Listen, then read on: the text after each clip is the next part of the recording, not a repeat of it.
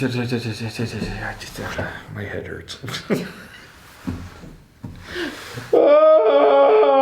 Welcome to another episode of the Jackson Cloud. I'm Casey. I'm Jamin. And I'm Olivia. And today we are planning on talking about forgiveness. Forgiveness. Forgiveness. More than saying sorry. Is that what you're singing? I don't know, it's just a song that comes on the radio all the time. I just know the forgiveness part. Matthew West. No, I was singing Just yeah. Friends with Ryan Reynolds and Anna Faris. And that song's not good. You shouldn't listen to it. Anyways, forgiveness. What? Forgiveness. Man, the pig pug today is crazy. Is more than saying sorry. In our last episode, we talked about cancel culture. And now the conversation is evolving further into forgiveness. Now, we already talked about forgiveness in the last episode, but it'd be good just to capitalize on what is forgiveness in general as we keep moving forward. Because a lot of people misunderstand forgiveness. So let's hear it from you guys. What will you define forgiveness as? Either just from your own mind or from your biblical perspective, whatever. So it's when the guy gets into a fight, they punch each other out, and then they're cool. How about you? I think it's when you have a moment and decide that you're going to let go of the thing that someone did that's bothering you. I'm kidding. My first one was a joke, by the way. Good, because I'm going with this one. Right. So, yeah. So forgiveness, let's think student loans. Have you ever heard of the mysterious apparently truth that your student loans might be forgiven? Oh, I'm sure we've all heard about it because there's like... Have you experienced it? No. Okay, so we've all heard this mysterious truth. Yeah, because they do like advertisements on the radio and like sometimes like, oh, call this number and find out how to get your student loans forgiven. And I don't know what actually happens when you call that number, but I'm pretty sure they just get paid money for you calling that number. Yeah, it might be true. I don't know. So, like, from what I had heard from the rumor, because, it didn't happen for me, but apparently it was, if teachers teachers could get some of their student loans forgiven if they took this low-paying job in this, poor, impoverished area for 10 years. After working there for 10 years, you get your student loans forgiven. And then there was a loophole to where that wouldn't happen. They still had to pay it anyway. I had friends that tried that. Yep, there's also programs for people who work with nonprofits to get their student loans forgiven. Some of their payments will be done for them, whatnot. It's usually not a full forgiveness. Sometimes it's a full forgiveness, but it's not all nonprofits. You have to work for specific recognized ones. So, yeah, like you guys keep using the word forgiveness in relation to money. That sounds a little weird, right? I mean... You started it. No, I know, but this is where we're going. That sounds weird, but you're using that word just fine without thinking about it, right? Yeah. So the idea of forgiveness in that relationship is more or less someone gave you a bunch of money. Now you owe it back. That was the deal. It's in the paperwork. Like, you pay this back, or like you could go to jail. You could have other consequences. You might still have to pay it back while you're in jail. I don't know. Whatever the case may be, like, all that pressure is on Olivia, right? And yet they use the word like, we'll forgive you this, which in this case means like, you owe us that money straight up. Forget about it. Like, just Isn't there a Bible verse for that happens? There is. In fact, it's about forgiveness, right? Jesus actually goes way over the top in that parable where he's like, he uses like the expression, someone owed someone a bunch of talents or something like that. If we were to just put it in modern lingo, Jesus is like way over embellished. He's like, somebody owed someone $1 billion, right? So that's trillion probably. Well, either way, he's just like an infinite amount of money someone owed. And then the guy came along, he's like, I can't pay this back. I can't. And that person on the other side was like, all right, I forgive you your zillion. Be on your way, And then he sees that person somewhere else, like that same person who's been forgiven $1 zillion sees someone else like, you owe me $3, you better pay up right now. And Jesus uses that parable to say like, you've been forgiven much, now you forgive others much. And the idea is each one of us are the people who owed the $1 zillion, right? Our sin is infinite. It's non-payable. There's nothing we can do to get rid of it. We owe God our lives in the paperwork, like death, jail, whatever you want to do. Sin has corrupted us all, and yet the parable goes on of Jesus comes along and he takes care of the zillion. That cost him something. He lost $1 zillion. Like Jesus didn't just like, it's cool. What is $1 zillion to me? No, of course that cost Jesus something. When student loan people forgive you your payment, like, I know we all hate student loans, so we're like, yeah, you jerks. Yeah, ripped you off. Like, that's what we're thinking. But we really should be thinking, wow, they just gave me thousands of dollars for free. And then said, don't worry about it.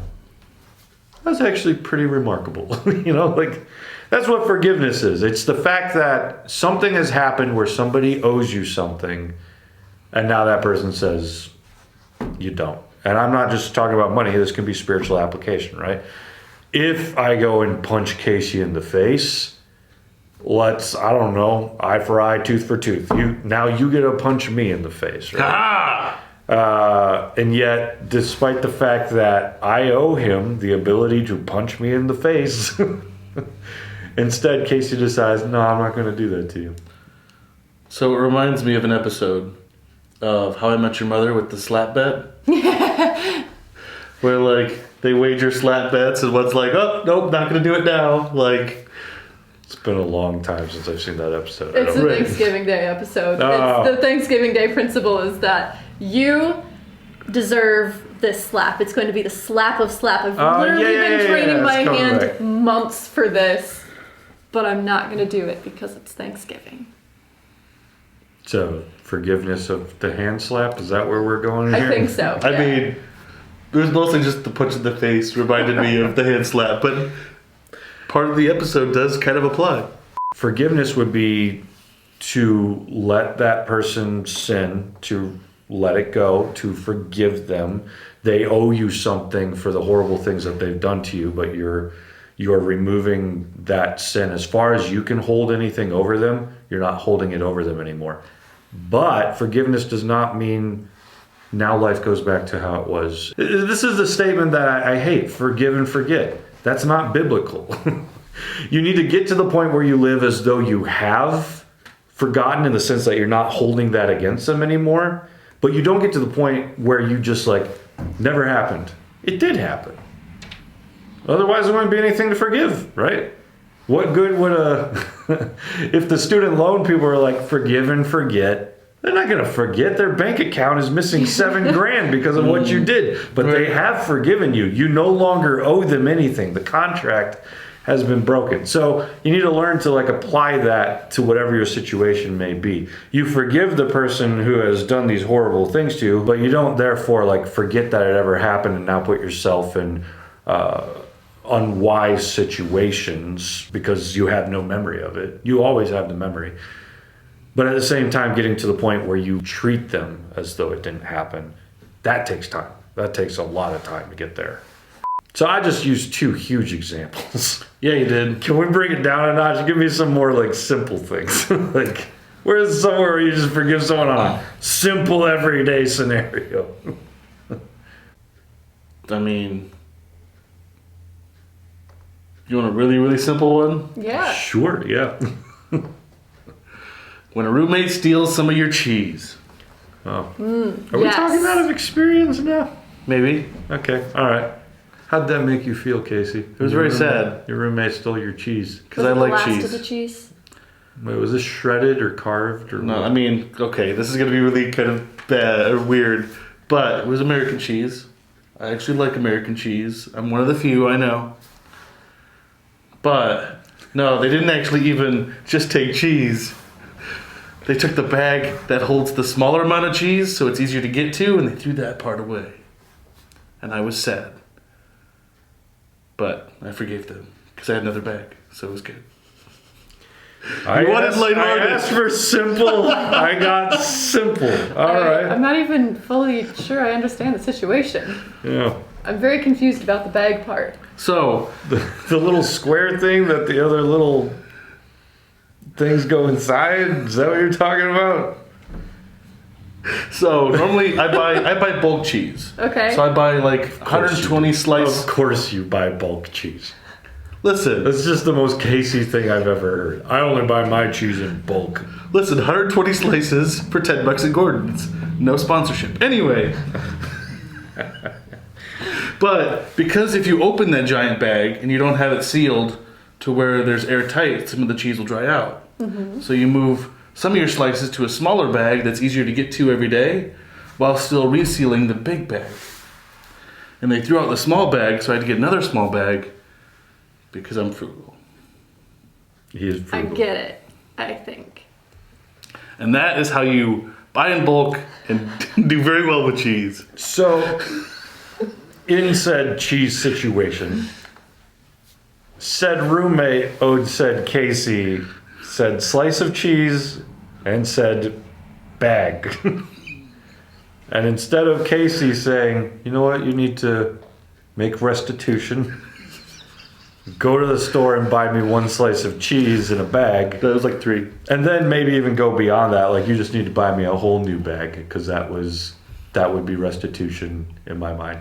Casey instead says, I forgive you. You can keep the cheese in your stomach. Listen, you said Leave the light, bag in the okay? trash. How about you? Do you have a light idea to throw into the mix?